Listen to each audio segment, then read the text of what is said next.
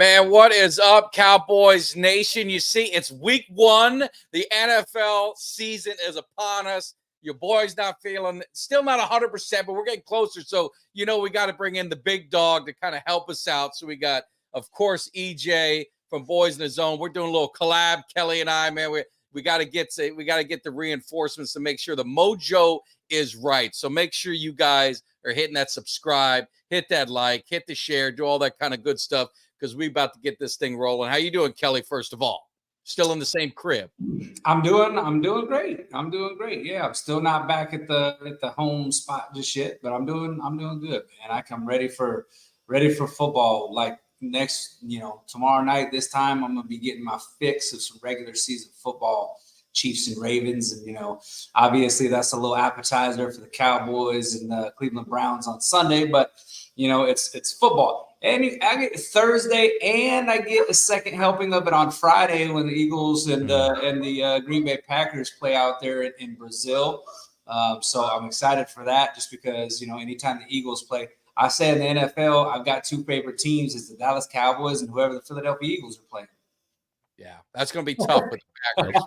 Yeah. It's going to be hard for me to root for them, but I'm with you, though. It's tough, but I'm going to. It's tough, but I'm going to. I had a bet with an Eagles fan at work. We already made a money bet on that game. So, yeah. I'm that's ready. Awesome. So, EJ, I'm so happy we're able to connect, right? We're able to get this thing together because, always love your content. So, first of all, how you doing this evening? You're doing a little construction, getting some stuff going with the family, right? Yeah, man. I've been busy building this little TV stand behind me.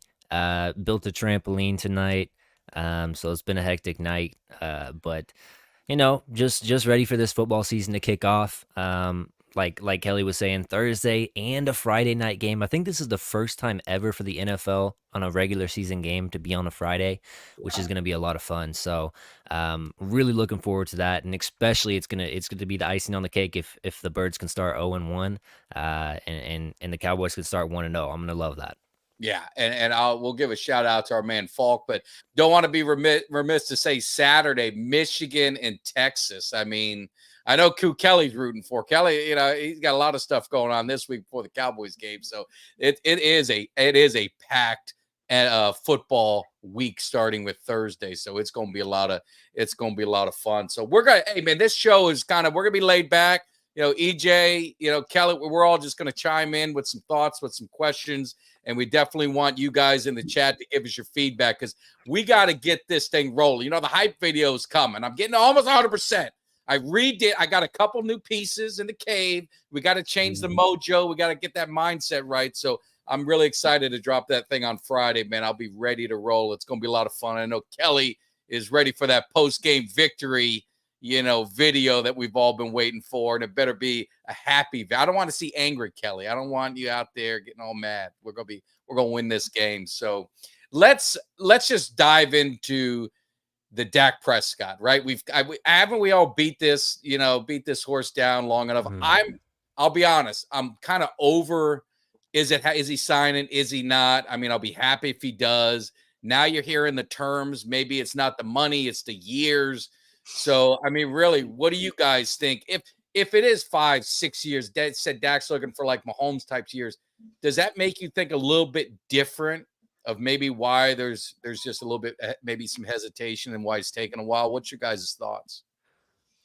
Well, if I can chime in here first, I honestly, hearing that makes me wonder, because all offseason we've been preaching Dallas needs Dak, Dallas needs Dak, Dallas needs Dak. I wonder if Dak has come to the realization that maybe he needs Dallas too, because Dallas is a very good drafting team. If they're going to pay all of our stars, CD, Diggs, Micah's coming up, obviously. You paid some other guys in the past, Martin, Lawrence, of course, those guys are, on the back end of their careers. But maybe Dak realizes, I have it pretty sweet here in Texas. I have one of the best receivers in the game. They built their offensive lineup for me. And, I have one of the best defensive players, if not the best defensive player, in Micah Parsons. And, factor in Diggs and Bland whenever he gets back. I wonder if Dak is realizing maybe I need Dallas a little bit more than I think. Because let's say that he does go to free agency next year. are the options really that much better than what you already have in Dallas? And you have the spotlight on you, and you know the team, you know the system, everything is good here, other than the fact that you can't get over the hump in the playoffs. So I actually really, just hearing that Dak might want a Mahomes deal, I really started to ponder maybe Dak wants to be here a little bit more than what was led on or leaked by his agent. Yeah. What do you think, Kelly? Yeah, I mean, I think that honestly now what I'm starting to get the feel of is that, and then we've only got a couple of days left, but I'm starting to get a feel that a Dak Prescott deal. I saw a tweet today from, I think I probably forgot who it was. I don't know if it was Schefter. Shan. Yeah. So I saw that where it said that they weren't close. I don't buy that though, because I still feel like a Dak deal is going to get done just because it keeps like you keep hearing things, and it's like the more you hear things, because it was kind of like that with the CeeDee Lamb thing. Remember Jerry came out and no urgency, and then CeeDee Lamb, basically gives the LOL on Twitter, and he, takes the Cowboys off of his header, and and we're like, oh shit, like maybe maybe a deal's like, what's going on, man? How long is it gonna be? And then before you know it, what was that, like a week and a half, 2 weeks later, there's a deal done. So I feel like that. A Dak Prescott deal, you could hear about one of these here, that deal getting done within the next couple of days. Because I mean, I guess my thing is, from the reports that you're hearing, is they're saying now that Dak is the one that wants a longer term deal, when before it was Dak wanted the short years, right? So that's kind of conflicting to what has been talked about in the past, was that Dak wants another short term deal where it's where he can get 2 more paydays, you know what I mean, versus getting one deal for longer years. If it's the case of where Dak wants a little bit of a longer deal, I mean, honestly, I don't really see that being a problem, as long as the Cowboys can sit down with them and say, hey, let's have some common sense negotiations here and say, we're going to put in a trade clause that we can trade you. Because last time there was no trade clause. Say, look, you've talked about maybe a fresh start. We've talked about a fresh start. We don't really want that right now. We want you as our quarterback. We want you here for the foreseeable future. But if things don't work out in the next couple of years, if things continue to take the same path and the same trend, maybe we look at trading you somewhere. But we'll get you somewhere, a destination that you prefer of the teams that are out there, wanting to acquire your services. We'll send you to the right situation, the right place. I think if they can get something like that, then I mean, I don't know what the holdup is. I feel like you signed Dak. I feel like he's the guy. Obviously, he's going to be this year.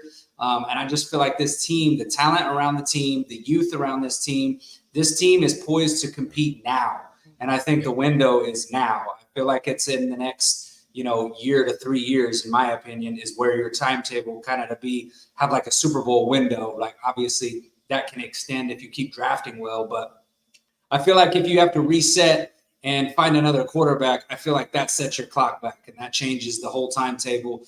And I don't think, if I'm Jerry Jones, and he always talks about wanting to win. He talks about how bad he wants to win. If I'm Jerry Jones, I know I ain't got very many years left. I mean, I don't know, maybe that guy lives forever, but I'm also thinking about that. If I'm Jerry Jones, like, look, am I closer to winning the Super Bowl with Dak Prescott? Or am I closer to winning the Super Bowl if we hit the reset button on the quarterback position? Because there is no guarantee in this league when it comes to the quarterbacks, drafting a rookie and having success with a rookie, or even going out and getting a guy, a veteran or something like that. So I'm signing Dak, and I hope they do.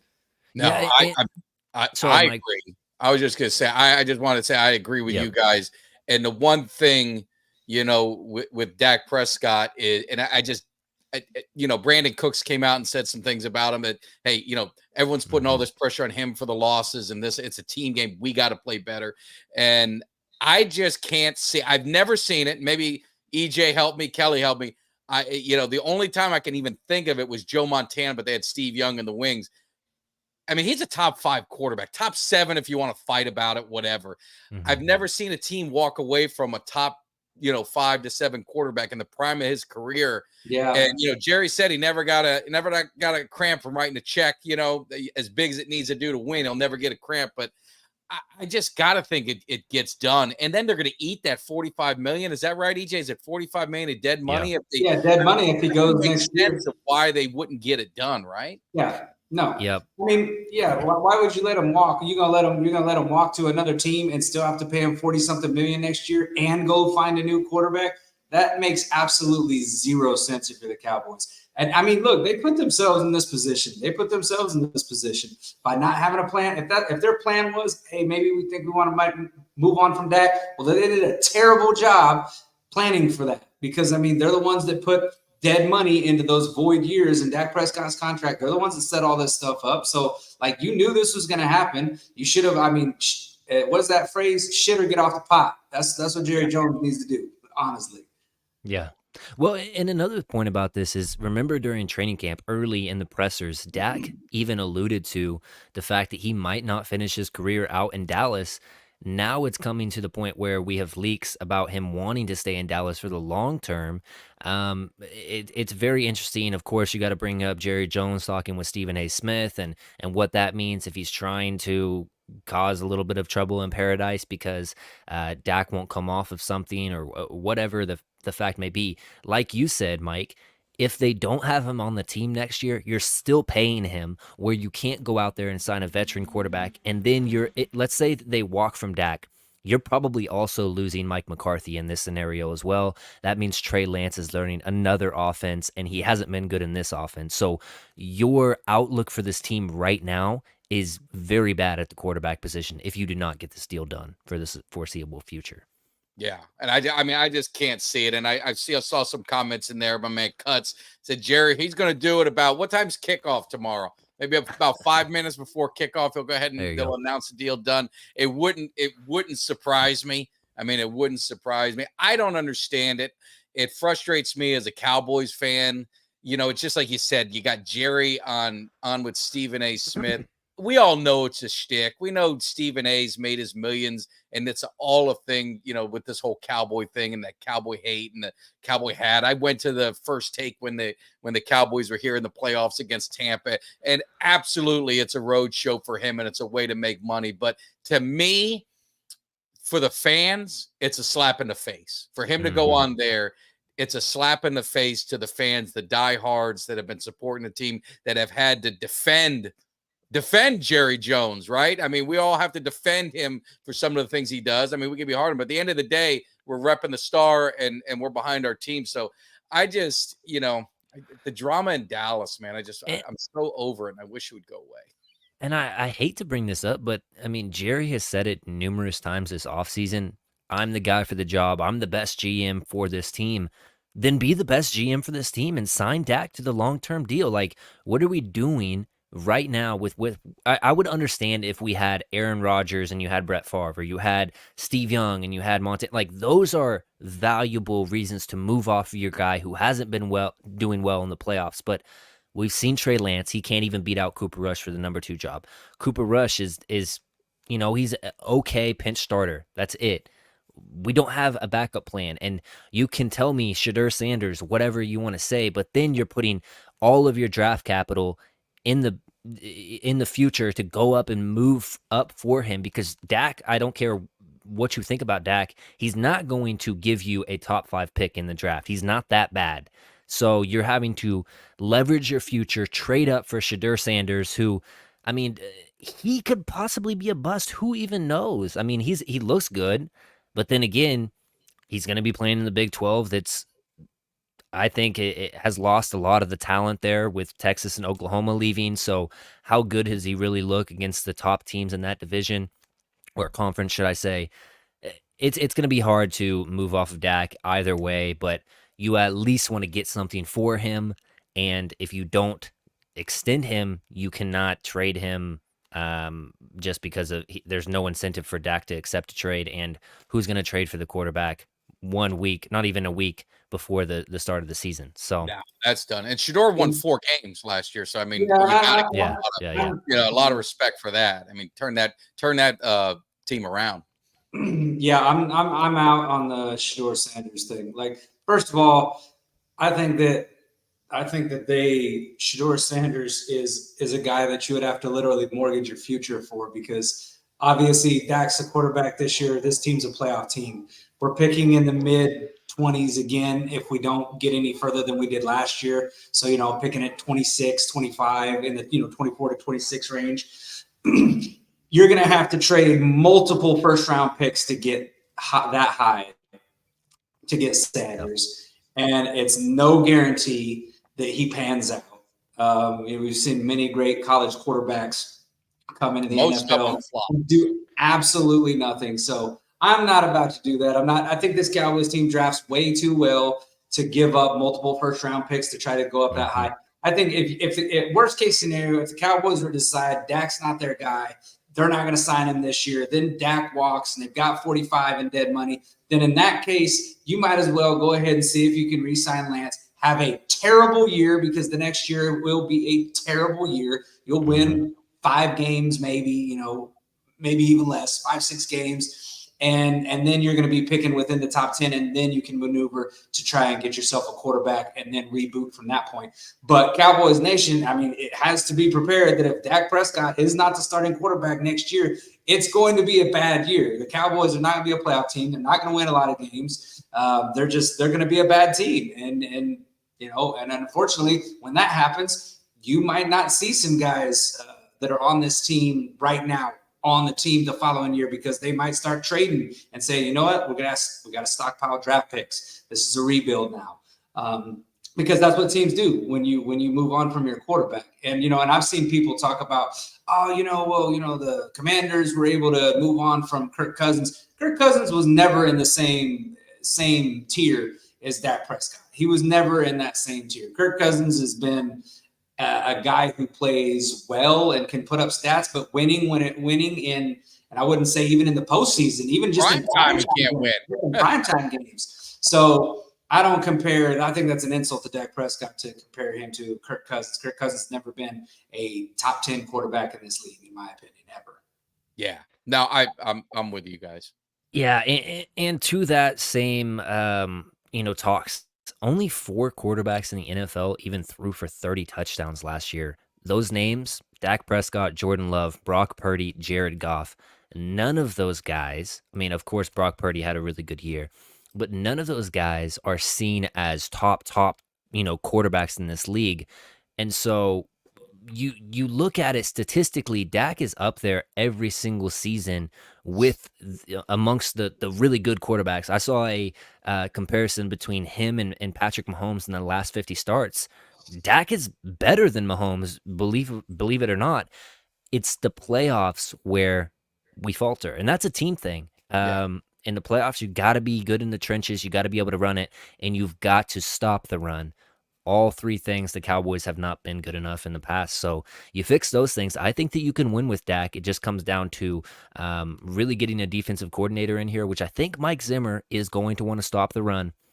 Yeah. And you get into the, out of that Kellen Moore mindset where we have to put up 40 points every game, which is fun to watch in the regular season, but realizing who you have personnel-wise and leaning on your back some in the playoffs, it can go a long ways. Yeah, really, the bottom line of this whole thing, the Cowboys are not successful in the playoffs, not because of Dak Prescott. The team is not mentally tough. Let's just call it for what it is. They get bullied around, they get pushed around, and they fold. Now, that's from the top to the bottom. Now, until they change that, which me personally, and we'll get into it with week 1, I think they did. I think you bring in a Mike Zimmer. Mike Zimmer is going to bring some toughness to it. You start bringing in some of these veteran guys. Like we said, we didn't need all these high-priced guys. We just need some guys that are going to come here and work. And then what you also do, you infuse them with some rookies that are hungry. You infuse them with some dogs. Now you've got something to work with to change the mentality. It's never been talent. This team has been talented for years. You're going on a 20-year whatever run, whenever Romo kind of got started. This team, if you look at the record, I don't know for sure, so someone call me out. I would guarantee you their regular season record over the last 20 years is near the top, whether it be top 5, between top 5, top 10, whatever it is. The playoffs, you got to raise your level. The superstars got to be superstars in the playoffs. Our superstars are not superstars in the playoffs consistently. That's the problem. It's a mental thing with this team. It's not talent. So you can go get rid of Dak. And you could go bring another guy in with the same cast of characters and nothing is going to change. Now, they made some changes. So this is a new season. So we're not worried about what happened last year. This is a new team. But if that doesn't change, and you're going to see it during the regular season, if that doesn't change when the playoffs happen, the results are going to be the same. I mean, am I wrong? I don't think you're wrong. Another point, though, to bring up, and in my opinion, I think in the past, the Cowboys coaches have severely been outcoached. And that starts in the film room going into these games because in the regular season, you can rely a lot on the talent that you have in your team to go and smash lesser opponents. But when it gets to the playoffs, that margin of talent shrinks down. And it's really about the schemes and watching the film and understanding other teams' tendencies. I don't think the Cowboys coaching staff has done a good job of exploiting those things in the past. I do think, though, with Mike Zimmer, the understanding of defense in general and what the the opposing offenses want to do, I think that's going to be such a refreshing look and scheme wise from what we've had in the past with Dan Quinn. So very, very excited about Mike Zimmer and what he can do to kind of alleviate some of those Achilles heels in the past of our defense in the playoffs. Yeah. Yeah, I agree, man. I mean, it comes down to, I mean, again, we've talked about it so many times. I feel like you're banging your head on a brick wall. It's a team game, man. I posted something the other day. I said, there's 37% of the NFL has never been to a Super Bowl.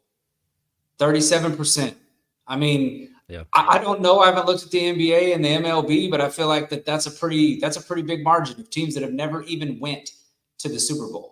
I feel like it's not that big of a margin in the other areas. Maybe I'm wrong. I could be wrong on that. I'm not a huge NBA guy, and I don't have the stats for MLB. But I'm just saying it's hard to get to a Super Bowl, let alone win one. And I know people will talk about, well, Cowboys haven't been past the the divisional round. They got to get to the NFC Championship, and I get that too. But I mean, ultimately, is an NFC Championship going to appease the fan base? Because it's not for me. If we get to the NFC Championship game and we don't win, it don't mean shit.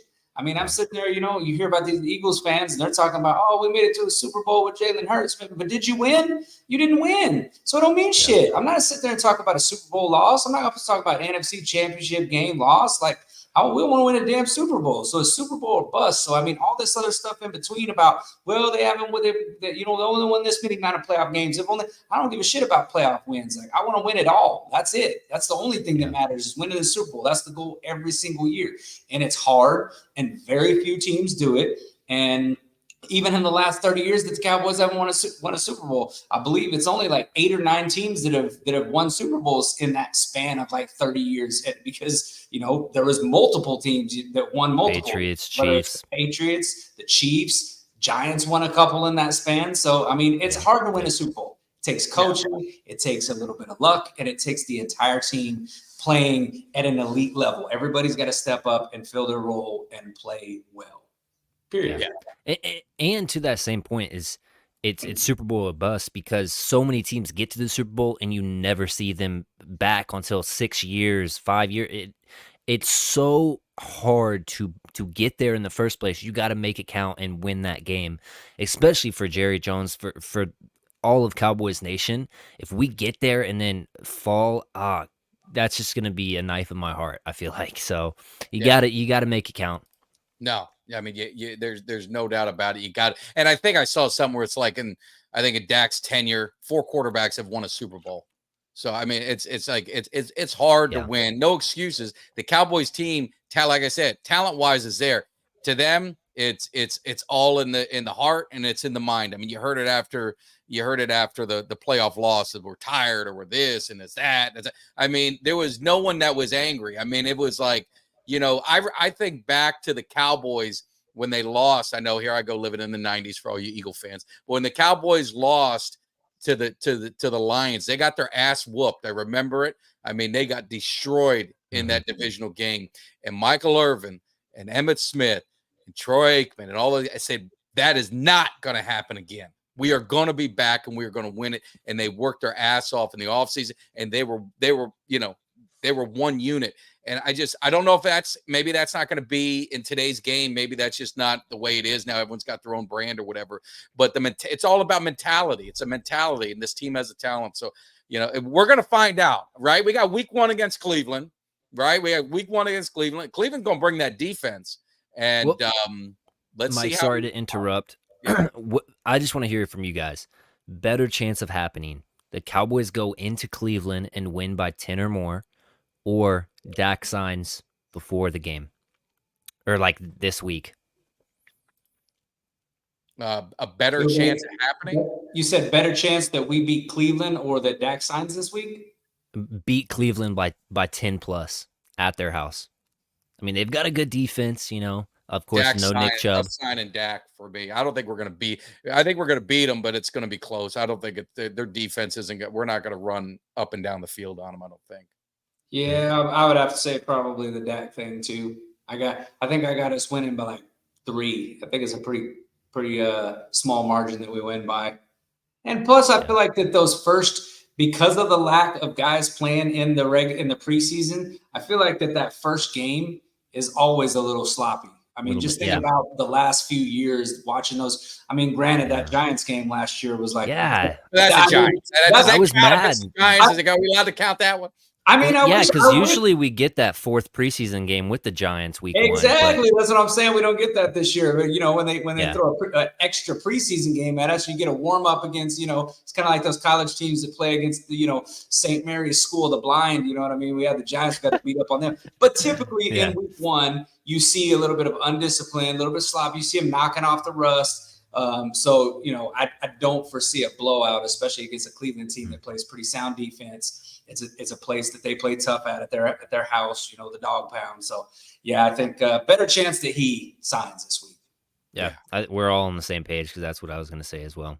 Yeah, and also do not forget the same pages. Hit that like button on the channels and make sure you subscribe to Boys in the Zone and Cowboys Cave if you haven't already. But it's this is what we do, man. The season's getting started. We're all getting amped up. The chat is on fire. We've got people yelling at each other. I mean, the one thing I'll never do in this chat is I'll never take an ultra prediction. He's the one who told me the Gators were going to beat the shit out of my Canes, and now he's saying the Cowboys are going to get blown out by the Browns. So that pretty much tells me we got it locked up. Maybe 10 or more. Maybe that is going to be the better thing, Kelly. I mean, he has them losing by what was the score he just had? 38-17. Yeah, he also said the Gators. That's a mollywop right there. Yeah, he said so that is all my money, man. Uncle Cheech, all my winnings. I think I might have to put it on the game now. So. But anyway, getting into this game though, looking at the offense of the Cowboys, and I posed this question, earlier in the week on a show: is this team better or worse? And think of the doom and gloom we had, right? The offseason, all in, not a whole lot happened. Now you see Jerry does what Jerry does, and he throws. You start signing some guys late, then you get CD taken care of. You're looking at these rookies. You got 2 rookies starting on the offensive line. You got a linebacker starting. You got a cornerback starting. So now you got 4 guys starting. You probably got to have 5 that are going to be contributing, right? That are at least going to be contributing. Do you feel better about the team overall this year versus last year? Man, that's so hard to say because there's so much unknowns with these rookies playing, and it hurts that Deron Bland isn't going to be there. I'll say this about this team: I think that we're going to play with more toughness, and going into Cleveland against that division, who's basically the division of toughness, that's going to go a long ways for this team. I think you also got I think a more intelligent defensive mind in Mike Zimmer. Obviously he was at Colorado last year, helping out there, but so he wasn't in the NFL. But man, so many times I was so confused about what Dan Quinn was doing on any given down. Playing Jaron Kearse all the way up at the line of scrimmage, leaving Malik Hooker on the back end just completely to roam free as that free safety. And he is rangy, but sometimes, man, you gotta sink one of your line or safeties back there to help out regardless, I think that Mike Zimmer is just going to scheme so much better, disguise stuff, help out our defense, scheme up Micah Parsons a little bit better, not run as many stunts, walk up those linebackers, show exotic looks to the quarterback, then drop them back in coverage, fill lanes, fill zones. I really have a positive outlook on the defensive side. For the offense, really, it all just starts off with if these young rookies can hold up, if they can be better than Tyron Smith. That's a tall task for Tyler Guyton, but I think that Cooper Beebe has the ability and the want to be better than Tyler Biotish day one. So really excited about those guys. I don't know if I would say that they're better, but man, I do feel like they're tougher. Yeah. What do you think, Kelly? I think early. Well, I think with this team, period, the story of this team in terms of whether it's Cleveland or really any team moving forward, I think is going to be these rookies that we've got. I mean, because we talked about it on last week's show. We talked about how we said, look, this team's going to be with the lack of moves they really made in free agency. Obviously, they've made a few moves as of late, but these are picking up some guys that aren't going to be like guys that are turning your defense or your offense into a Super Bowl caliber team. It's just guys for depth and some veteran presence. I think it's these young guys. We got a lot of youth on this team, and you're looking at a lot of these guys that we drafted this year that the Cowboys are throwing out there that are starting, that are going to be guys that are going to be looked at to make heavy contributions and to be guys that can replace quality starters, I would say. So, I mean, I think, whether it's the guys on the offensive line, I mean, even linebacker position, you look at, Luafau, and you've even got Overshown, who this will be his first NFL actual, start that's not in a preseason game. So you've even got Overshown, who you could consider kind of a rookie. And then you've got, Kalen Carson, the guy that everybody's been raving about. You've got him in there. So you've got a lot of really young talent that it's going to, you want to see how quick that they're going to grow up, because watching them flash in preseason and training camp is one thing. That's a good thing. But seeing them do it in a regular season game, that's another thing. Like, how are you going to hold up for 60 minutes? Like, okay, you can make some good plays and you can look like, hey, this guy looks like he's got it, in the preseason. But we've seen that before. We've seen guys that are flashed in the preseason. Then it comes to get their time to, to be in the spotlight or to step up and fill in, only to, not really be able to be the guy that we thought that they might be. So that's what I really am going to be paying attention to. And I think that's kind of the story behind this team, is the youth around this team. But if they can, continue to look like, they have in preseason and training camp and all that, I think this team is going to be set up pretty well. I think this team could end up being better than last year's team, just because I think they will be more sound defensively under Mike Zimmer. I think he's a more disciplined kind of guy. Again, we've talked about having him on the sideline versus, Quinn being up in the booth. I like that as well, because it's going to be holding players accountable. Player comes off the sideline and you got Mike Zimmer in your ass versus Dan Quinn in the booth.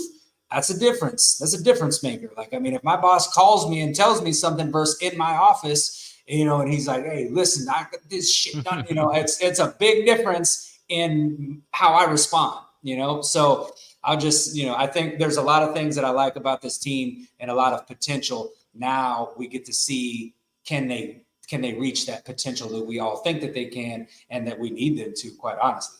Yeah. And I go ahead, EJ. I just got to throw some shade on Carl Smith.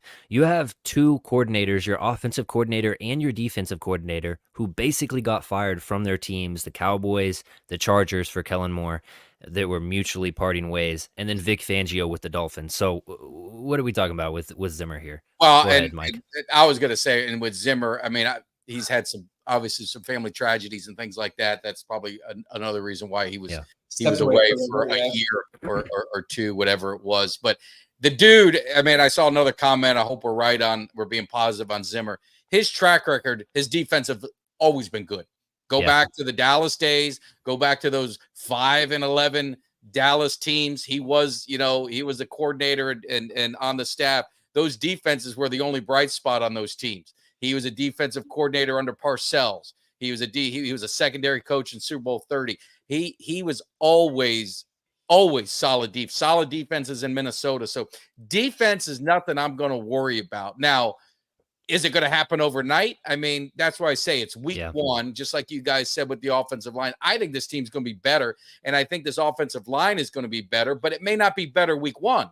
But I only care about the playoffs in week 17 and later in the year. I think this team I think the offensive line is going to gel together and going to get stronger and stronger and nastier and nastier as the season goes on. So that's why I say is the sky falling if the Dallas Cowboys have a slip up in Cleveland? To me, it's not. I want to see, I want to see the long haul with this team, and I want to see this team get battle tested. I think they're going to win. I think, and we're going to get into the game. I think sometimes it's not a matter of who you play when you play them, though. And I think the Cowboys are getting a little bit of a break. Nick Chubb obviously is not going to be in the game. That probably is not a bad thing. I know they got another running back, but I mean, Nick Chubb is, one of the elite guys in the league. So, and you're getting Deshaun Watson coming off an injury, his first game back and stuff like that. So it's probably, not going to be the cleanest game on either side. First game of the year. But anyway, Zimmer is going to be solid. I've never seen a defense of his that was trash.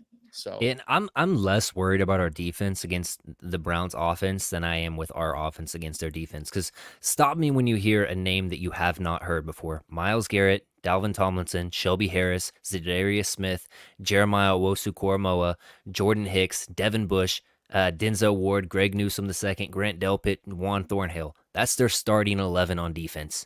All of those dudes are dogs. They'll come up and hit you. They'll tackle.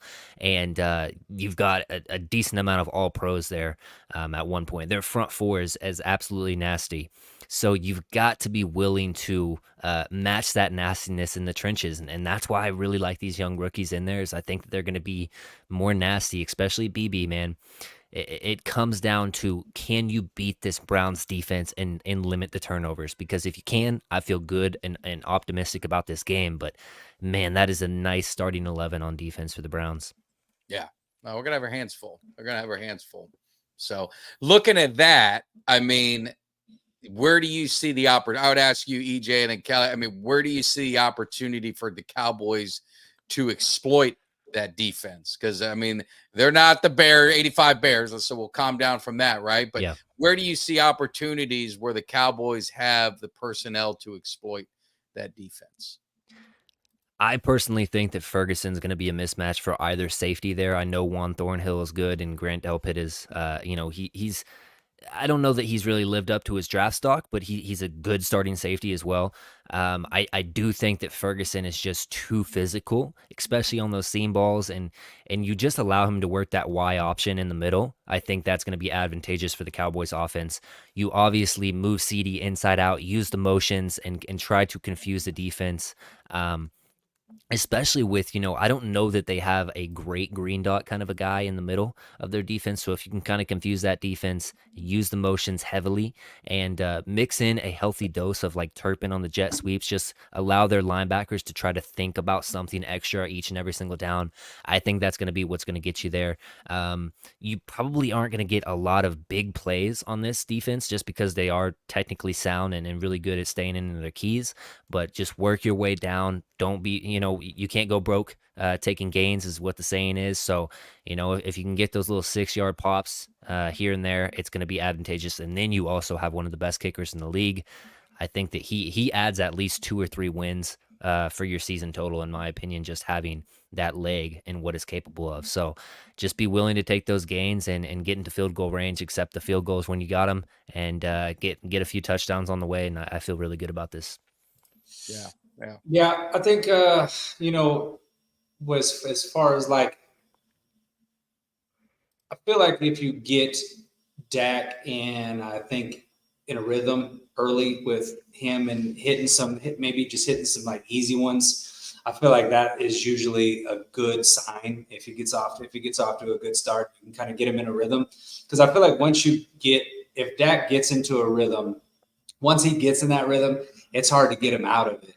And so I think, some just, whether it's, some easy crossers or, some stuff that, just maybe some comeback routes, some stuff that's going to get some easy completions, that's going to get him kind of, that's going to kind of get him into a flow in the rhythm of the game. And the same for CeeDee Lamb. I mean, you could say the same for him. When he got going early last year, man, it was like a snowball going down the hill. Him and Dak, that was just going to be all day. So if you can get that going in the pass game, I think with this team right now, anyway, I don't know because I haven't seen it on the field. I think, unfortunately, we're going to have to pass to set up the run because I don't think anybody's really going to be worried much about this run game. I think that you're going to have to get you're going to have to get these defenses to really. Yeah, they're going to have to get to the point where they're trying to load up on stopping the pass, and then you can hit your runs and maybe get some home runs when you get some of your speed guys in there. Whether that be Dalvin Cook could be your kind of guy that gets you be your home run hitter, and Zeke's kind of your guy that gets some of the tough yards, goal line situations and stuff like that. So I'll be very interested in seeing how the run game performs against Cleveland because that's still, to me, it's definitely still a concern. So. We'll see, but and I think you have the opportunity with your defense. And I know that Zimmer said probably less interceptions with me as a DC, but if you can get a couple takeaways and give your offense a short field, that's going to be your real key to victory. Yeah. And they've shown it in preseason, getting turnovers, which typically you don't get. Zimmer's not known for being the big turnover defense. So, that was a good sign that you're still seeing the Cowboys get, being at the right place, the right time and creating some turnovers. That could be a big thing to help the offense. Cause I think Kelly is 100% right. I don't have a lot of faith and I hope I'm wrong. I don't think that we're going to just start off running it down their throat and kind of, bullying them around. I don't know if our run game is there yet. I don't know if our offensive line is there yet. I think eventually they can get to that style of play. So it's going to be Dak. It's going to be getting into a rhythm. I think we all as Cowboy fans have seen the story when the Cowboys offense kind of gets in rhythm early. It's usually very good things the rest of the day. If they start stumbling, then it kind of waits to get things going. Then you're really going to ask your defense to kind of hold the fort down to keep it close until the offense kind of gets going. So seeing the Cowboys get off to a good start on offense, I think is going to be critical to kind of ease some of the tension and some of the stress that all of us are going to have watching that game. So. Yeah. And another thing to keep an eye on is just how much Cleveland's DBs are up there in press man, because if they're jamming our wide receivers at the line, then that's really when you're going to see Dak get into the trouble spots a lot, because a lot of his throws in this offense now is rhythm throws and timing routes. So if they can throw up the timing, then you're going to see him. This might just be because of sticky coverage too, but throwing some balls down and low just to protect the ball a little bit, allow the receivers to go and catch it down off the turf and get those completions just because of the sticky coverage and the timing and stuff like that. So keep an eye on that. Hopefully, you won't see too much of that, because I know from the past watching Cleveland, I know Newsome has had some trouble getting flags, just being overly aggressive, and Denzel Ward is just one of the best corners in the league. So you've got to be knowledgeable of where he is on every single drop back, because he's a guy, if he gets his hand on the ball, he can easily take it to the house. Yeah, no. What say you, Kelly? You got anything else to add with the offense, or we get a little defense? You want to get defensive with this, Kelly, or what? Let's talk about defense. Want to talk about defense. Look at their defense. Look at our defense to their offense. Let's talk about our defense. You got, obviously, let me pull that up. The defensive line. We're a little, we're not probably, doing backflips for, but obviously you love Parsons. You got Tank. You got Mozzie. Osa, and then you're obviously bringing in, Joseph and Phillips, some of the guys that we had, signed in late. I think the linebacker core, I think we all would agree, is a hell of a lot better on paper. Nothing's won on paper. It's got to be proven. And then obviously the secondary, you're losing Bland, but you're getting Diggs. And I know he's coming off an ACL. And to me, it's going to be a lot of mind things with him and that confidence. How do you think our defense stacks up against the Browns offense? I'll let you take this, Kelly, but I was going to mention you also get a healthier version of Jordan Lewis than last year as well. Because he came in and he was dealing with a little bit of an injury. Yeah. By the end of the season, he was looking really good in that slot. Yeah. I will say I will say that I like what we can do. I like what the Cowboys can do defensively, just because of the fact that I do think we have our defense is a defense that we've seen them kind of predicate their success off turnovers, and I think that Deshaun Watson has shown an ability to turn the ball over as of late. He hadn't been that great of a passer. He's a guy that gets kind of happy feet. And I feel like if you can disguise some of your blitzes with what you're doing, that Zimmer is, that the players have talked about, man, the disguise packages, they're like, and it's a really, really cool thing to see, because they're really liking how he's disguising it. I think if you can do that with a quarterback that's a little unsure of himself right now, because let's face it, I think his confidence is shaken since he signed with Cleveland. He has not played very well at all.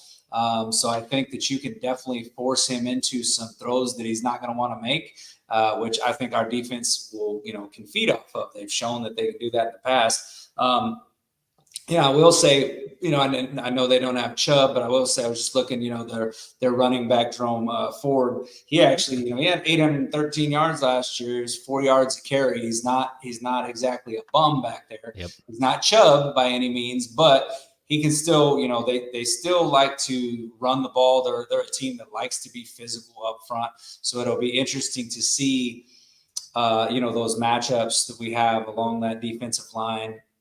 Are we able to move their offensive line off the ball and get some plays negative in the backfield, or is that offensive line going to be physical and be moving us around, and we're going to see, running back kind of, doing what a lot of other teams really wanted to do with the Cowboys, because they knew that was something weak. They were like, what, if we just run on the Cowboys, we don't have to worry about Deshaun Watson throwing the ball. Let's just run the ball. And I think, honestly, I feel like early on, until we prove that we can stop the run, I feel like you'll probably see that from these teams. So I would expect Cleveland to probably run the ball early, run the ball often, until we show that we can stop them. Because right now, I think they want to get, Deshaun Watson's confidence back and kind of probably get him into a groove as well. So, but I do like what we can do defensively. I like the speed we have at linebacker now, because we do have some guys that got some speed there, sideline to sideline. Overshown's has shown that. Diggs being back is a plus. Excited to see how much Carson, time he'll get there on the field. Because I know right now they have I know they've got Diggs, and then who's our other outside corner right now? Is Lewis is playing the slot? It would right? be Carson's starting. Is Carson starting on the other outside? Okay, Yep. So I'm going to be anxious to see, can he hold his own, man? Because, rookie cornerback, what they say, they're going to get picked on. So Yeah. I would not be surprised to see, them try to, Diggs is not a guy who is, he has, but he doesn't a lot travel. So it'll be curious to see if they move Amari Cooper over to that side. That could be kind of scary. But, also another thing that I talked about earlier this week when I tweeted and said the reason why I think the Cowboys will win, it came out, there was a report that came out that Amari Cooper was shopped. He was, in fact, they tried to trade him to the Niners to get Ayuk. Mm-hmm. As much as I like Amari Cooper, I think he is a little bit mentally fragile. I think he's shown that in the past. I think he showed it when he quit on the Raiders, period. Just flat out quit before he got traded to the Cowboys. The Raiders fans were happy to get rid of him. Then he came out of the Cowboys, played like gangbusters. But then there were some games right towards the end that he started to kind of disappear in, which led to the Cowboys, was one of the things that led to the Cowboys, trading him away to Cleveland. So now with him being shopped, he made a statement, said he wouldn't mind getting traded. Now it comes out that they actually tried to trade him. You kind of wonder about the mental state of Amari Cooper. Is he gonna come out and play lights out, try to stick it to Dallas, and be like, hey, this is what you traded away? Or is he going to be in one of those things where he's like, you know what, they don't even want me here, so how much effort am I going to put out on the field? So that'll be an interesting thing to watch too, in my opinion, is that Amari Cooper matchup and where they put him in the formation. Do they try to pick on Carson or because obviously that's what I would do if I'm the offensive coordinator. I'm picking on the rookie all day, but so that'll be an interesting matchup. Yeah, I agree. Go ahead, Mike. No, I was just gonna just add and I want EJ you to chime in on the defense or our defense, but it's stopping my man from the U. I'd be remiss if I didn't at least if a guy we're going against a guy from the U, Njoku, he could be a problem, and it's gonna be. I'm curious to see what your thoughts would be on Dallas containing him because I think Watson would be looking for him early as a kind of that safety blanket and kind of getting that rhythm early. He's a big target and can be a problem.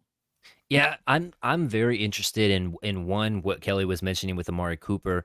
I Yeah. think that if let's say that they do rotate Amari Cooper over to Carson's side, I think that Zimmer has the mind to at least shade over safety help over the top and just tell him, hey, allow the underneath stuff, but just don't get beat over the top. We got you if you do, but understanding that. And last year we did not see DQ do that at all when we needed him to, and it hurt us in that Green Bay game a lot. I think that if you see the Browns start running the ball more, you have to keep Donovan Wilson on the field. If they do try to exploit the David Njoku matchup, I think you might see a little bit more Wanye Thomas than even Donovan Wilson, just because of his coverage ability. Mhm. And I think that he has the chops to come up and tackle when he needs to. Now he's not the blow your head up guy like Donovan Wilson is, but he's going to be better, I feel like, at attacking and covering David Njoku. Two guys that I have to mention is Jerry Jeudy that recently got traded there. I think that's a guy you can get in his head and make him quit on some routes and not stem on his brakes as well, and then that allows you to jump some routes as a corner. So if Diggs is going against Jeudy, he's a crafty route runner, but get in his head. I think that's a really good matchup to watch. And then also with Jerome Ford, like Kelly brought up, he's a good back when he's running, but he also is utilized a lot as a pass catching back as well. I think he had 40 catches last year for 300 and some yards, but he is that outlet for when Deshaun Watson doesn't know where to go with the football. That is incredibly important for your linebackers to key in on. So Damone Clark, Maurice Liufau, and then your newly acquired Eric Kendricks. Key in on that, because if you can make it seem like it's open enough and then Watson just dumps it down to him and you can get tackles for loss or tackles for 1 yard gains, that's going to be what gets them behind the chains and forces them to throw more than they really want to. And I think that's where you can really get them in some bad play calling. And like you guys mentioned, Watson has just not looked the same. So I think if you attack him, get pressure on him, use Micah, use D-Law, man, I really do think that they're going to kind of get pigeonholed into really relying on their run game. And then if you can get up and force them into the passing situations, I think that's the recipe for a Cowboys win down there in Cleveland, or up there, I guess, for the Cowboys. But yeah, I think that those are the big matchups. David Njoku, with Wanye Thomas, if you have to use that, and then looking at what they do with Amari Cooper. I would like for Diggs to travel with him just because I feel like Jeudy is one of those guys, he hasn't lived up to his draft position, so I think Carson could do well against him. And I'm really not worried agree. about anybody in the slot. My brother's a Broncos fan, and my son just wanted to hang on to Jeudy being good, and my brother just kept telling Jeudy he has been terrible in Denver. I mean, he just never lived up to that draft hype and, being in Alabama and this. And maybe it's like I said, sometimes, with what Dotson got traded up to Philly. Was it Dotson got traded to Philly? Right. Is maybe new scenery. Yeah. Jahan Dotson. Maybe new scenery. Who was it? Jahan Dotson. Yeah. Maybe new scenery. It will help these guys because they were first round picks, but after this is like his third year, whatever it is for fourth year, right? He's the same as CD. It's you're probably gonna get what you're gonna get with him about now. So yeah. I definitely would like to see Carson staying on him. I think that's much better option because Amari Cooper, I mean, he's a surgeon route running, and he will give Carson that welcome to the NFL moment if they're lined up together. So yeah. Which rookie are you more concerned about with their matchup? Tyler Guyton against Myles Garrett or Carson against Amari Cooper?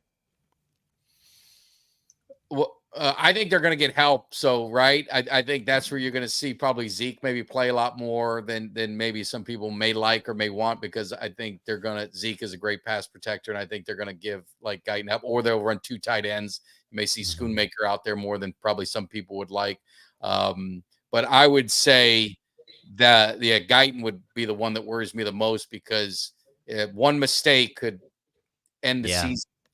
I mentioned that on one of my other shows. It's like, for defensive ends, it takes 3 plays to have like an amazing game. For an offensive tackle, you have to be consistently very good the whole game, and all it takes is 2 plays to go the opposite way and have a bad game. You know what I mean? So, he's got a hard job. I think that Carson, man, it's going to be difficult, but you've got to just stay confident out there and understand they've got some guys that can route you up with Judy and Amari Cooper. Those are both really good route runners. So we'll see.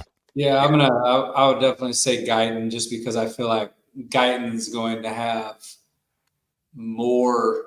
Obviously Guyton is going to be lining up against Garrett every snap, whereas I don't think they're going to be throwing Carson's way every snap. You know what I mean? Carson's he'll get a handful of times that they're going to throw at him. Even if they decided to pick on him, he's getting 11 thrown his way, maybe something along the lines of that. Whereas Myles Garrett's coming, every time we're on offense, Myles Garrett's coming right at Guyton. So, left tackle, being the most important position on that offensive line is definitely a reason for concern. Now, I will say this though. I mean, one, it's a great test for both of those rookies. For Carson.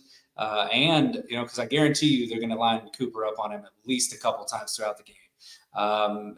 So it's going to be a good test for him, and it's going to be a good test for Guyton, because they're both going up. They're both going to get matched up against Amari Cooper, like Mike said, one of the best route runners in the NFL, and then Myles Garrett, one of the best pass rushers in the NFL. So both of these guys get a chance early on, game one, to show kind of where they're at in their development and their confidence level, because the NFL is also, I feel like, a game of confidence. You see these guys and a couple of bad plays and they get in a bad headspace, and then it's just you see some of these guys just fall apart. We saw it with Chaz Green a few years back, where he got beat, and it was just consistently getting beat. I mean, he single-handedly lost that game against the Falcons for us, because he couldn't hold wet toilet paper when it came to the freaking pass rush for the Falcons. So, you don't want to see something like that happen, but at the same time, make a few plays and they're like, oh shit, I belong here. This is the stage I belong on. I belong here. I can hold my own with the best of the best. That's a good thing for confidence in a rookie, in my opinion. So hopefully both of them have good performances in this first game. Yeah. And and obviously Dak can help that. And offensive coordinator McCarthy can help that by just, getting in rhythm, getting that ball out quick, and just kind of let them settle in. You got to think about these guys. I mean, they're rookies. They're going into a hostile environment, the dog pound. Yeah. There's going to be some nerves. There's going to be some nerves early. I know someone had put in there, BB, he wasn't a center in college, and that's not uncommon. So let's not make it like this big revelation. It's not uncommon, but he's, he doesn't snap. He's been snapping the ball, obviously, in training camp. His mom helped him out, but it's still them nerves, them hand. You're gonna be. All of us think about just at our level competing. You get those butterflies and nerves. Imagine at a professional level. It's gonna be amped up for these guys. Same thing with Carson. A lot of these guys. You want to make a big splash. You want to make a big play. It's like you just gotta. Slow and steady. You just got to stay within yourself and let things happen, naturally, so it's going to be a lot of fun. I think, rookies bring excitement. They bring some concern sometimes, but it does bring excitement because it's like some fresh faces. Guyton's got some dog, some attitude. I said it before. It kind of reminds me, and I don't yell at me, people, but that Eric Williams kind of mentality. He's got that nastiness to him. And I think BB has the same thing, to where, they're not going to allow themselves to get pushed around. It may take time, but you guys got to be patient with it and see what happens. So, yeah. Anyway. Yeah, What else? What else do guys, we have? The one thing I was going to ask, and I'll probably need EJ and Kelly because maybe you guys know better than me. The whole new kickoff rule and everything. We kind of seen it in preseason. We've got Turpin. I mean, he's kind of that X factor for us. Do you see anything happening in special teams? Could you see something?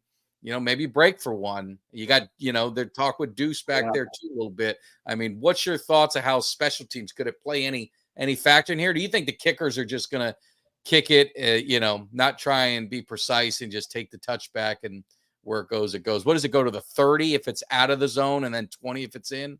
Something like that? I think it's the 20 to the end zone or whatever is in the zone. But okay. I thought there was something where if you kick it in the end zone somewhere, it can go out further if it's not in there. So I don't know the rules that well. Someone help me out. Yeah, if you kick it not in the zone, it automatically goes to the 40, I think. Okay. But yeah, I think that with the kickoffs in specific, you'll have to make sure that Deuce is actually on the active roster, because if it is, I think it's going to be Deuce and Turpin back there. If Deuce is left off of the active roster on game day, you might see Rico Dowdle back there. And so how does that play in with him possibly being running back one? Do you want to put him back there? Or what's your plan? I'm interested to see that. Another thing is, and I brought this up a couple times before, I think it was like 3 weeks ago or whatever, no, it wasn't 3. Yeah, it was actually. Anyways, Aubrey didn't hit it in the zone, and it actually went out. They got it in the preseason game to the 40 or whatever. I'm interested to see if Aubrey struggles with that because he's, a kicker. He's more of like a field goal kicker. If they do make a switch to Brian Anger at any point, because he used to do kickoffs with the Houston Texans. So keep an eye on that. Obviously, it seems like he's been doing well with that, but there was a little hiccup there. Other than that, I think the Turpin's going to be good as long as he follows his blocks. Hopefully we do see a kickoff return. Yeah. Yeah, well, I like having Turpin back there. I know when the kickoff rule was implemented, he was one of the ones that spoke highly of it, just because he was excited that this was his area that he shined at, in the USFL. So I mean, I know he's excited about it, and I am too, just because of the fact that he returned quite a few kickoffs in the USFL. Now, obviously, it's the talent level there on special teams USFL is a lot different than what it is in the NFL, but this is also new to a lot of these players, but to Turpin, this is home for him. So the fact that he is more familiar with how, the angles and different things like that work in this new kickoff deal, I think benefits Turpin, and obviously it benefits us. So I would, obviously, if you can get a guy that, gives you an edge on special teams and can flip that field position or bust one back and get you points on special teams that you weren't accounting for, that's a good thing to have. So I am excited about that aspect, just because one, it's new, just to see how it looks, and then two, to see if Turpin excels at this level, like he did in the USFL. So I'm pretty excited about that.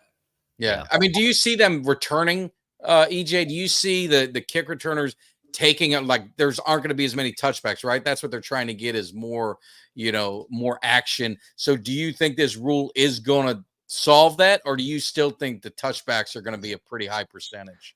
I think that the kicker actually is kicking off further back anyways now. Yeah. Their job is mostly just keeping it in the field of play.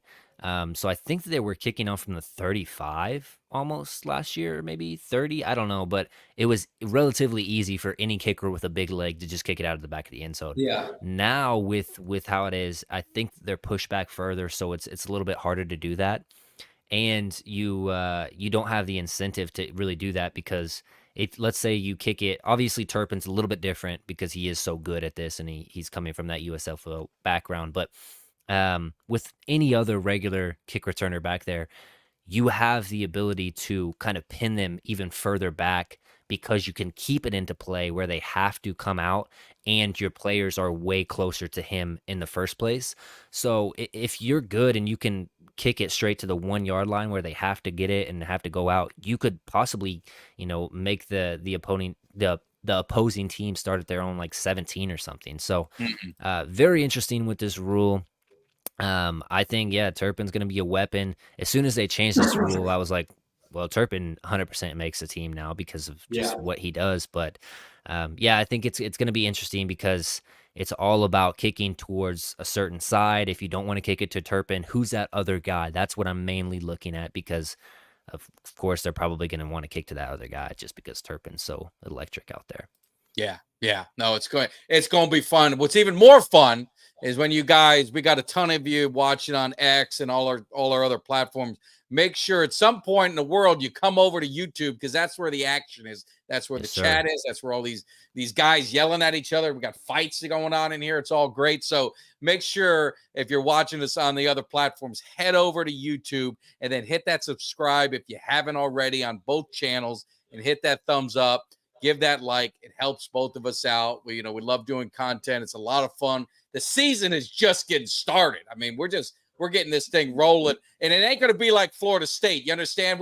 The season, it ain't going to end after the first full week of college football. We got a lot of stuff going on. So definitely hit that like, subscribe, share. And then just one other, PSA, if I could, is our Cowboys Cave tailgate party is going to be happening. Man, I can't believe it's less than 3 weeks away. It's going to be around the corner. And we're having a great time in Lot 10. So everybody is invited. We set up a little post.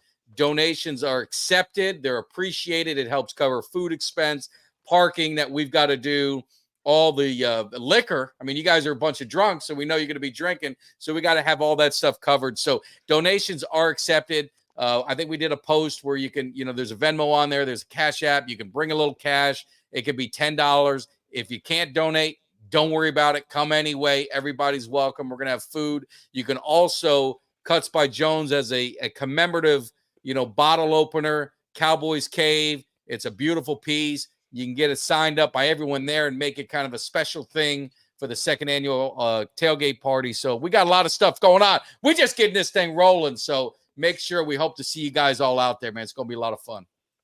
Absolutely. Do you guys want to predict the first offensive play? I was just about to say that. I'm gonna say it's gonna be a run play. Let's say run play with Zeke. Zeke run. Welcome back. Yeah, Mike. What do you? I would say Zeke, but just for the fun of it, it would love the little play action and maybe get something to CD just for fun. But I don't think that's gonna happen. I think it's gonna be a run play. I think they're going to come out in a heavy, 12 personnel, so 2 tight ends, 1 running back set. Look like they're going to run it. They're going to roll with the play action, dump off. It's going to be Schoonmaker with the first catch of the season. Schoonmaker with the first catch of the season. Who would predict that? I got to go look and see what the odds are on that. Let's see what else we have. Cut say, hey, when are we going to talk about me going down to fantasy football? Hey, they gave me an A grade. I couldn't believe that. I was disappointed in that. I was disappointed. I couldn't believe that. I think actually they started me off with like 8 last year, maybe. So they didn't like my draft last year, but hey, doesn't matter. I still won. Well, I mean, what do you think? I mean, we had the thing that always surprises me is our main man, Frankie. He messaged me. He's like, the whole time change and this. I thought it was today. Like he thought it was today. So man, he totally missed the draft. And then he gets like the second ranking. Right? He get like number 2. But the worst part of course, since it's auto draft, ESPN like their own draft. But he gets stuck with Jalen Hurts. I mean, how is that going to be for a Cowboys fan as diehard as Frankie is? Just have to sit there. I think he's gonna bench him. I don't think he's gonna play him. What was funny was that I'm watching that last night, and I'm watching Jalen. First Jalen Hurts, but Saquon Barkley. Saquon Barkley fell pretty far in our draft because I'm sitting there looking at it, and I saw him, and he was on the board there. And it was like, I mean, he was rated as I think the 15th player. I think we're already like in maybe the 3rd or the 4th round. And most times Barkley was going. I was seeing him first or second, early second. And I'm sitting there looking at him, and I go, nah, not even interested. I just I just kept laughing because everybody. I was about to ask. I was like, "Is anybody going to take Saquon?" And then finally somebody took him. But that's what happens when you're in a. Saquon was a no. Everybody does that, though. I wasn't going to touch him just strictly because of the tush push. Yeah. How many rushing touchdowns did DeAndre Swift miss out on last year because of that play? Lot. Yeah, a lot. There's a stat: 14 times the Eagles got down to the 1 yard line and they ran a tush push. So how many touchdowns were robbed from another player and given to Jalen Hurts? Yeah, that's what I said, man. I was like, if you're a running back playing for the Eagles, like you get down on there on the goal line. Now I wonder how many times they're going to be, how they'll be doing the tush push without Kelsey this year. I wonder if that changes the way that they do it and how often they do it, maybe how well they do it. And now that they actually feel like they've got a legit running back. I mean, I thought Swift was pretty decent last year, but now that they've got what they feel like is a franchise running back, if they don't give him those carries of the goal line, just because, I mean, if you're a running back and you're getting paid the amount of money Barkley gets, like, give him the ball on the goal line. You don't need your quarterback getting pushed over the damn end zone and doing the tush push a million damn times. You give those to your running back. So and costing your running back. I mean, it could be bonuses. Pro Bowls. I mean, it starts to get into that kind of aspect of it. If I'm a running back, it's almost like a wide receiver doesn't want to play for Baltimore. I mean, a running back ain't going to want to be playing for Philadelphia if you're just going to give it to your quarterback on the goal line every single time, man. They need those touchdowns to get paid. So, but I was surprised with that. But I was proud that I didn't see a lot of Eagles. I mean, my son disappointed me, of course, with A.J. Brown. I'm still a little disappointed in that. But it's nice when you see all of them kind of fall. And he tried to come back at me because I took a Washington player, I think maybe a backup for backup running back or something. That's Brian not Robinson or something. That's not the same. Yeah, I think I might have took Robinson. I'm not sure, but I was happy I got fourth. But like you said, those early predictions, they usually don't end up they don't really mean anything. And I know for those of you guys who don't know, we do a Cowboys Cave Fantasy Football League. We change up the teams, so we had a round last year, and we got a new round. But EJ, defending champion, you got to be allowed to defend your title. So of course he comes back in to defend his title, but he's got some new people that are hungry, that are looking to take it. He's got 11 other people in here that are ready to take that title. Did we have 12 last year too? We had 12. Yep. Dang. Yeah. I thought we only had 10. Do we expand it to get more people in? But does that make it a little bit more difficult? I mean, 14's a lot. I don't know. It's hard. It's hard.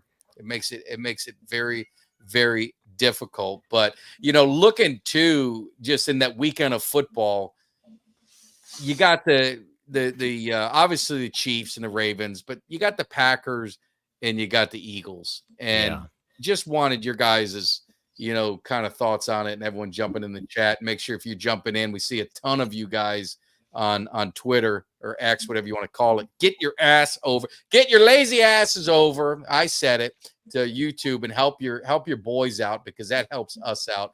But and for your team to give up a home game, play overseas to kick off the season when football games are so critical. One game is a difference of making the playoffs, not winning division, and not.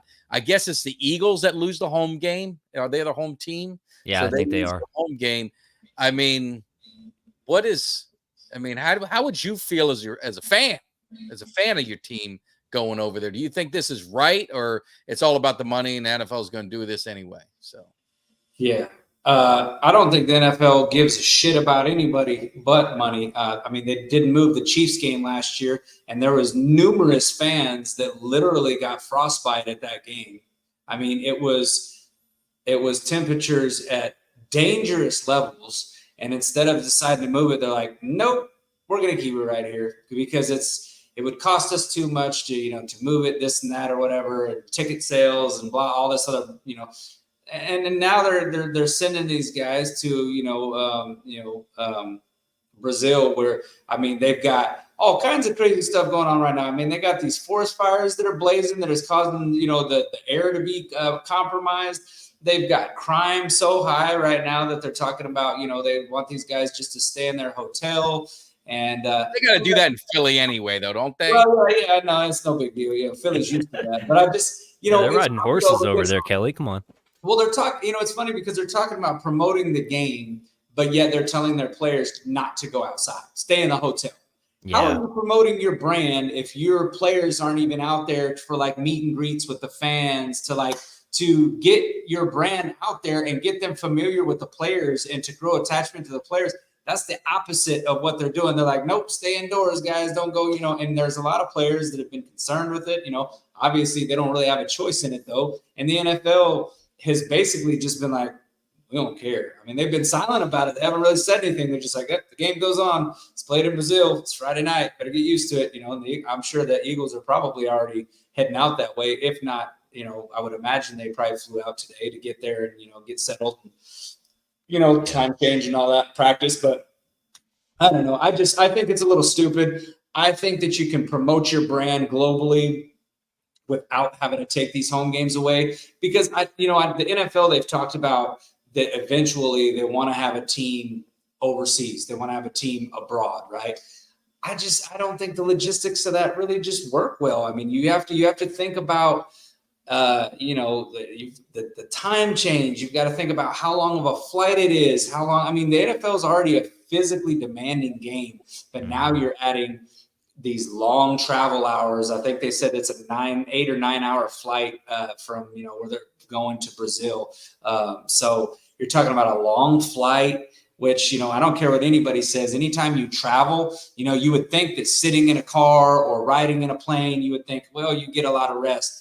I don't. I get exhausted from shit like that. When I'm there, I'm just like, man, I sat on my ass for 8 hours, but damn, I feel tired, So I don't know. I don't like it. But I do think that it will be nice for the people of Brazil to get to see the Eagles get the shit beat out of them by the Packers. I think that'd be cool. For those of you that think that I'm just talking out the side of my mouth out here, I already placed a $50 bet with the Eagles fan at work that they was going to get beat and they was going to start 0-1 to the Packers. That's the kind of faith I have in it. I'm willing to put skins in the game. So anyway, a Friday night game I think is cool though. I do like that. I do like the fact that it's the first time they're playing a Friday night game. I think that's cool. I saw a deal where the NFL was actually talking about possibly within the next year actually starting games on Labor Day weekend and having games scheduled for Thursday, Friday, Saturday, Sunday. Which now how cool would that be? You got 4 games in a row, kick off a weekend. You got Thursday, Friday, Saturday, Sunday.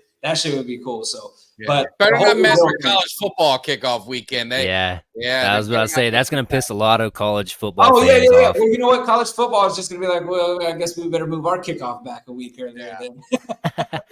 No, so going on with this and losing the home game, I think going to the 17 games, you're gaining the game anyways. So it switches on and off each year. So one year you'll have an extra away game, one year you'll have the extra home game. I think they're losing their extra home game this year for the Eagles, so not that big of a deal. Well, Dallas gets 9. Dallas gets 9. We have 9 home games. We do. Hey, everyone in your division, right? I mean, let's say it's that we have that one extra home game.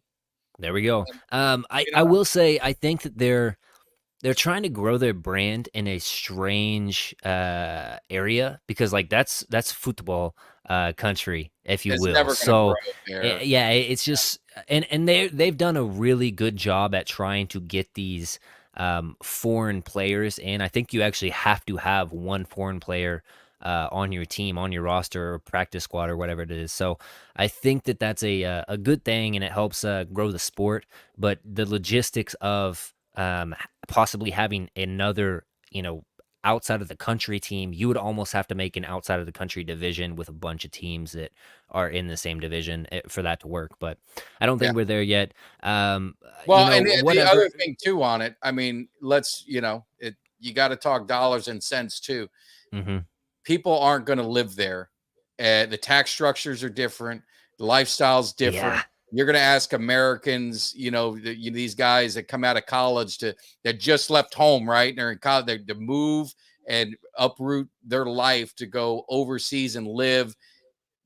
How are you going to attract free agents? How are you going to get guys signed? I mean, there are so many things that, like you said, it's 17 games. It's not like baseball. It's not basketball. It's not, we have so many games where you can just throw a few away and you can kind of do that kind of thing. I just don't see how it happens. And if I tell you that they put a Super Bowl over there, that is really going to, this is our sport. This is our revenue that we get from, our cities need this income from all the money coming in. I'm just not a big fan of it.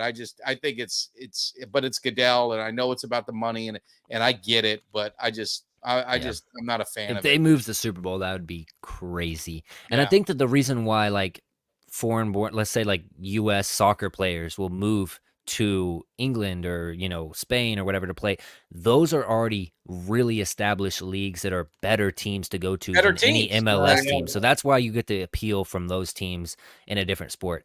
With football, it's a relatively new sport in the history of humanity. So I don't think it has that same appeal for foreign-born players to come here and live, nor Americans to go live somewhere else abroad just to play for a specific team. So it's strange. I do kind of like the London games. I don't know. I just like those ones for some reason, and kind of how they've adopted the Jags there as their kind of home team. I could like see them doing, like, if they wanted to take like a team that was like the Jags, right? That have struggled with if they want to say, all right, we're going to do like 3 games there or something like that. And if they want to, if that's the way they want to do it, but you're not going to be able to put a franchise there.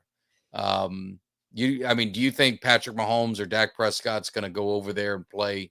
You already saw, you've seen how much CeeDee Lamb is going to get taxed. Yeah, go over there and see how much those guys are going to get taxed. I mean, they'd be paying out the, out the end to try and even sign guys. It would screw everything up. That's the business side. There's a fan side we like, but there's also a business side, and the business side, it ain't gonna work. I'm just being honest. It ain't gonna work. And I mean, people undersell how important a location is for free agency.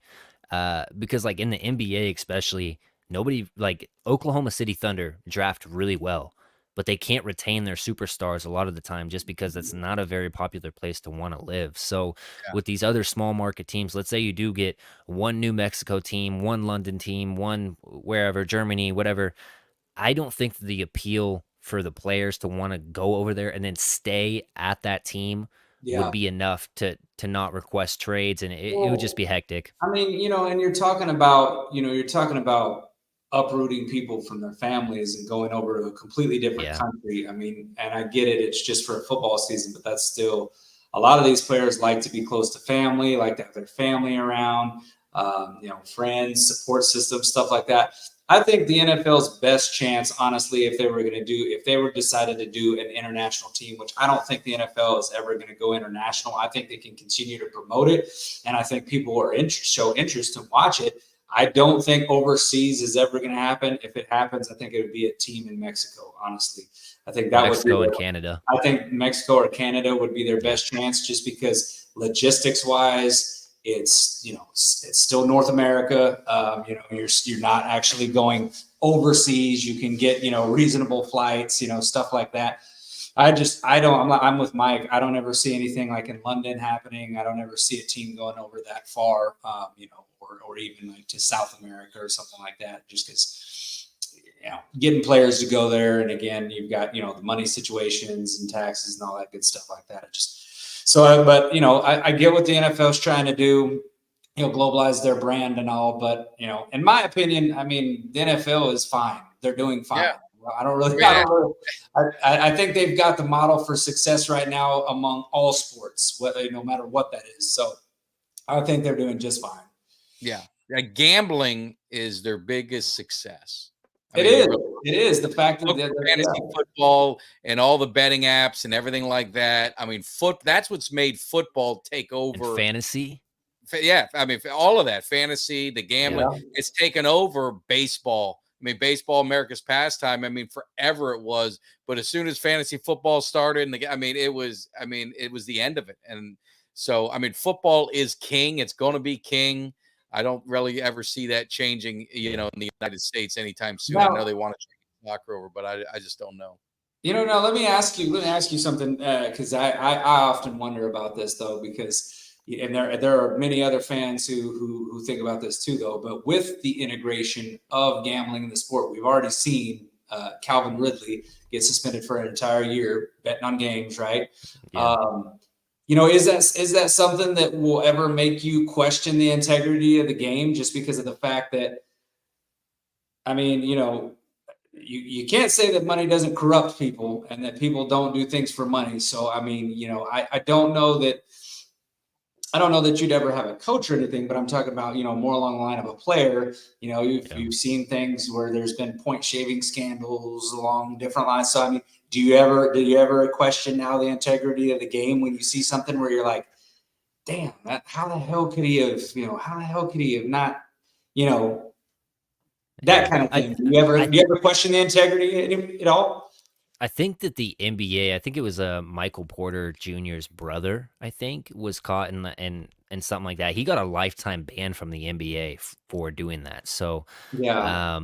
if we see more of that stuff where they're actually, it's like if you're sitting out, you're injured, and you bet on your team, I have a little bit more grace with that type of stuff, even though you have insider information. But if you're playing the game and you're like, oh, I'm taking the under on my receiving yards because I know I'm not in Right. the scheme this year or this week, that is worth a lifetime ban from the NFL, in my opinion. Just because Yeah. it takes away the integrity of the game, it takes away your hope in actually betting and putting the trust in the players that they're actually doing whatever they can to meet their over unders or whatever you're betting on. So yeah. No, I agree. I don't have, like, I think Ridley, I don't know all the study from him or what it was, but I think if these guys, they should be allowed to bet on other sports. That's just my opinion. I don't think they should be allowed to bet on their own. Yeah. But I mean, if the guy goes to the horse track, or the guy's betting on hockey or betting on baseball or something like that, I mean, it's everywhere. I mean, they got a team in Vegas. Every major sport is in Vegas now. So don't give me the crap. And they, the NFL advertises all the sports betting apps. They advertise all the fantasy football. I mean, NFL.com. I mean, they all do it. So, I mean, you can't be hypocritical. The only time I would ever get concerned of any kind of scandals or integrity of games is with the officials, because I think they can control certain things, right? Things are subjective. We all saw it in the national championship game back in 2000. 2002 when my Hurricanes, when Ohio State, we had the game won. We're celebrating on the field. Our coach already got the Gatorade poured on, and 10 minutes later, there's a penalty flag in the end zone saying pass interference after 5 minutes. So we do know the officials have a way to influence the game, and you saw it a lot in basketball, right? When they were talking about it, that would be where the concern is. But yeah, that is my biggest reason why they need to just hire full-time officials that work in the off season doing classes or whatever, upping their knowledge on specific plays. And okay, this is a hip drop tackle, this isn't, just because the rules are constantly changing and evolving in this game. So full-time officials is a must for this game moving forward, in my opinion. No, absolutely. I think so too. Yeah, that's one of the things I feel like is a big complaint amongst NFL fans last year. I felt like last year, more than any other year, it just seemed like it was amplified last year. The consistency, on, it's like, what is a pass interference? What's not a pass interference? It's a lot of these guys, like one guy sees it one way, the other guy sees it another way, and it's like, you got to get the NFL has to get some more consistency, which, like, I agree with you, EJ. I think, NFL refs, full-time, to where that's what these guys are. They're trained. They got classes in the off season, and that's what it's like. All right, this is what we're looking for. This is the definition of it. So that way they can get things right. And, I think they kind of started to a little bit last year. I did like the fact how, the officials from like New York or whatever, if they saw something, they could kind of buzz down there and be like, hey, let's take another look at this, or actually, that, pick up that flag or whatever, that wasn't actually PI or whatever, I do like that there's a little bit more involvement of that, because I mean, now with the technology they have, with how many damn cameras they got and how many, you can see everything from 30 different angles and replay. You shouldn't get calls wrong, honestly. I know it's going to happen. It's part of the game, human error. It'll never not go away, but you should get the majority of the calls right. And the fact that for what's crazy for me is the fact they still don't call defensive holding as much as because it doesn't get called. I know a lot of people mentioned the Michael Parsons thing, but it's like the travel in the NBA. Somebody had mentioned to me, they were like, well, go look at TJ Watt. And they don't call defensive holding a lot, because I started watching some of these other really good defensive ends, and those guys are getting held a lot. I mean, way more than what's getting flagged. So obviously they don't want to muck up the game, but still, it's like, if it's a hold, it's a hold. I mean, Jesus, if it affects the play of the game, the play, then you should call it. So I don't know, man. I'm glad. I don't think it's going to be this year, but they did in preseason, where they're going to have, the technology with the ball, with RFID, using that technology for the down and distance and being able to get that. So I think that's definitely a step in the right direction. I do miss the credit card. I do miss a little credit card. I'll never forget the game against the Raiders where Hockley sticks the damn card in there between the thing, and that's how they get the first down. That was an insane smirking game. As he does it too. Yeah, I mean, to me, I love the human element of the game. You hate to lose. Yeah. You don't want to lose all of that, because that's what kind of makes some of the things. But hey, I was just kind of peeking, and I mean, we got over 300 people hanging out here on our platforms. Make sure, again, get over there and hit that subscribe. Hit the like, hit the share. You got Boys in the Zone. You got the Cowboys Cave. I mean, we got a lot of stuff going on here. And just, again, give one more plug to any of you guys who missed it because it was a holiday week. We had, the Vegas Insider, our man Uncle Cheech, who is on a winning streak always with his lock of the week. Just so you guys know, in case you're interested in betting, for fun only, of course, his lock of the week is he's taking the Dolphins minus 3.5 against the Jaguars. So that's his lock. Now, we do a little contest every week on the Cave. We pick when he picks that lock of the week, all you got to do is say lock in the chat, and we pick one person, and you're tied to that pick. And at the end of the year, if that pick's right, we're going to take all that money and we're going to split it 50-50. So right now, after week 1, we got $190 in the till. And we could win 200. We placed a bet yesterday. You win that, that's 200. So now we're going to be up to, if my Broward County high school education's good, that's $390 and 91 cents if you want to be real technical. And we're going to split that 50-50. So that's another reason to make sure you guys are hanging out in the Cave, because we're having a lot of fun, and obviously Boys in the Zone as well. So we definitely appreciate everyone hanging with us tonight. It's the eve of football. I mean, everyone can just taste it. We're all in that spirit. We're getting excited. And what more excited way to kind of get this thing wrapped up is predictions.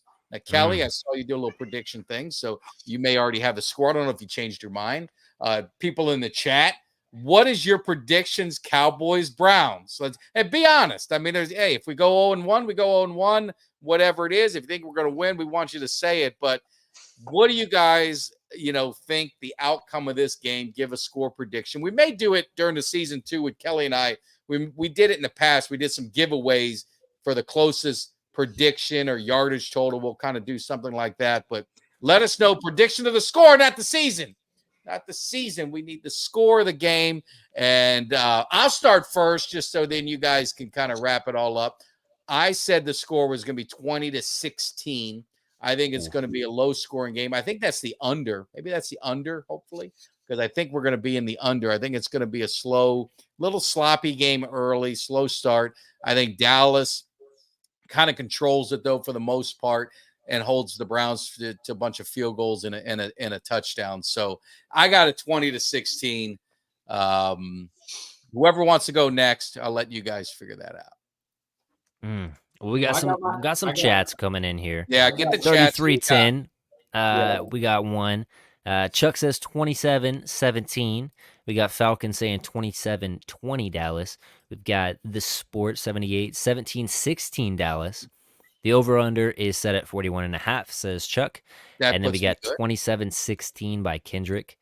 and 21-27 for the Cowboys. So we got one more coming in, 17-13 Cowboys. So a few, A lot of I see Cowboys. a lot of 27s, man.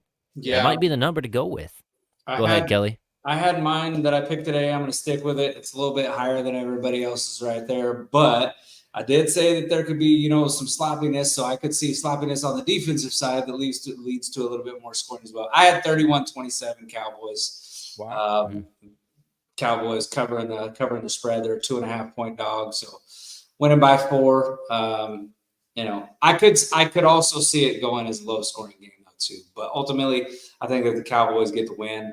And I think the defense for the Cowboys, ends up with a takeaway. But 31-27. I like that. I think I'm going to go 24-19. I'm going to go 19 instead of 20. Is that a lot of And- field goals, or are they going for 2? I think they're going to go for 2 a couple times, try to catch back up. We'll see. Wow. Amari Cooper drops a game-winning touchdown with 17 seconds to go. I don't like to hear that. Like 3 years ago, I would have loved to hear that, but now, no. Yeah. Oh, well, I want to be comfortable in the game. I mean, the other thing to kind of say in the chat, do you think the Cowboys would rush for over 100 yards, will run as a team? Do you think they're going to run for over 100 yards in this game? Oof. I don't think they will. I don't know. I think if you even set the line at like 85, I might take the under still. Wow. Just because they have the Browns have such a good front seven. Yeah, it's going to be tough. It's all on that offensive line. I would say I feel like for the first game. But all it takes is one Rico run. I mean, a lot of confident Cowboy fans. I know. Where's the Cowboy fans that were doom and gloom and they got us winning? They got over 100 yards rushing, and I'm feeling pretty good. I might drop a hype video tonight. Cut says 99. 99. I feel like it's going to be under 100. I just feel like that a lot of times when the Cowboys play these defensive teams that are very physical, and the Browns are a physical team defensively. I feel like that's been a struggle for them. So I'm gonna tell you, I would take under 100. Yeah. All it takes is one Rico run, like a 33-yarder, and I feel like, okay, I'll take the over. But man, I don't know. Dak running any more or less? I thought he ran a little bit more last year, if I'm wrong, but I thought he ran the right way. He did. Like getting that first down. I mean, do you see, with that pass rush getting flushed out, could you see Dak Prescott, kind of helping that run total just by survival? Yeah, I mean, I don't know. They even have like quick linebackers too, so I don't know, man. If it was Trey Lance as like running back 1, I'd say over, but but who knows? Do you see Trey Lance in there? Do you think they would do any wrinkles with Trey Lance at all? Or I don't think. I think he's your emergency QB. Guy. Is that still the rule? Or he doesn't have to be. Doesn't it's have just, to it's come just in on smart, plays or no? Smarter too. Yeah. Yeah. So. I mean, do you think the Cowboys would implement anything with him? Because he ran. I mean, I know it's preseason and against the backups, but I mean, he did look pretty damn good running the ball. I don't know. I feel like if Dak came off the field, though, let's say just for like medical check, medical tent or whatever, you would much rather put Rush in and have the trust that he's not going to turn the ball over against that defense than Trey Lance. So I don't know. No, I get it. I still maybe, I'm thinking of that slash, where you use those guys. And I mean, even you look at the quarterback in New Orleans, they kind of moved him all around. Taysom Hill, yeah. Try and find that way. We forgot about Deuce though. So Deuce could hide behind the line and pop out for a nice little gainer. Actually, to that same idea, Turpin could be used in the backfield a little bit too. So it might be a nice little wrinkle to use as well. Go ahead, Mike. Is Dalvin Cook going to be active in this game, or do you know? I'm not sure. Let me see. It doesn't. He's on the practice squad still. I believe, as of right now. Yeah. So it's going to be Zeke, Rico, Deuce, and then Lipke. You think he'll be active there? So that's what you're. So yeah. So I didn't think Alvin was going to be ready yet. So there was one other thing that Chuck had asked: percentage of Cowboy fans at the game. I mean, every time the Cowboys play somewhere else, there's always a decent amount of fans. But Cleveland's a place that's a pretty strong home crowd. So I wouldn't feel like it'd be a huge percentage of the crowd. Yeah. I don't know if I had to throw out just a random guess, 15%, maybe. Yeah. Like 30. I feel like Cleveland shows up at their home stadium is pretty. I know a couple of people that have went to games in Cleveland, and it seemed pretty predominantly like it's not like one of those stadiums where the Cowboys will take over. Like there's certain places the Cowboys play where it's a home crowd. They go out to Los Angeles, places out on the West Coast and stuff. I know in Carolina, that's a place that's been huge Cowboys fan base. And I would say, Kelly, in history, and Carolina was going to be the example I was going to give. The Cowboys, right, they're got a huge fan base. A lot of these teams, now I don't know if Cleveland would fall into that because they're pretty loyal fan base or whatever. A lot of the season ticket holders, when they see the Cowboys on their schedule, they see an opportunity to pay for most of their season tickets within one game. So like the Carolina Panthers, the ticket prices for the Carolina Cowboy game was outrageous. But if you went the week before when they played the Falcons, it was like $10. And I ain't bullshitting. It was like $10 to $15 on SeatGeek. The Cowboy games were hovering. Cheap seats were 300 plus. So the only concern that you'd always see, and it works with Cowboy season ticket holders. I mean, I'd be lying that when I see the Steelers, when I see the Packers, when I see, the 49ers, whatever it is, it's like, hey, I can't make every game anyway. Do I pass up this game because it could pay for so much of my season ticket cost? So that's where you just don't know how that season ticket, right? They're not buying them. Yeah. They're not buying them because they're sold out. I mean, all these, it's all right. What season ticket holders are going to say, let me maximize my revenue opportunity to get some money back to help pay for the rest of the season. I'll sacrifice the Cowboys game. I don't know how that'll be in Cleveland, but that's typically what I see happen a lot with Cowboy games. So 56% though. Stacey I don't think says. that. No. Not even close. No, I'm saying like a max probably you probably see is like 30. Yeah, I was thinking 20 to 25 to 30, like right in there. Yeah. You're going to see your shade of blue in there. There's no doubt about it. And somebody asked about what color uniforms they're wearing week one. I believe that they're wearing their whites. They are. I couple saw of weeks, schedule. so.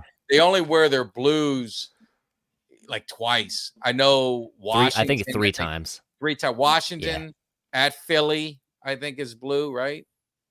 I didn't pay much mind to that. I had, it seems like they're gonna rock those icy white ones a couple different times this year. So, and those are probably my favorite jersey right now. Yeah. Would you ever be opposed if they did the solid blue, the blue helmet, blue everything? You ever see that?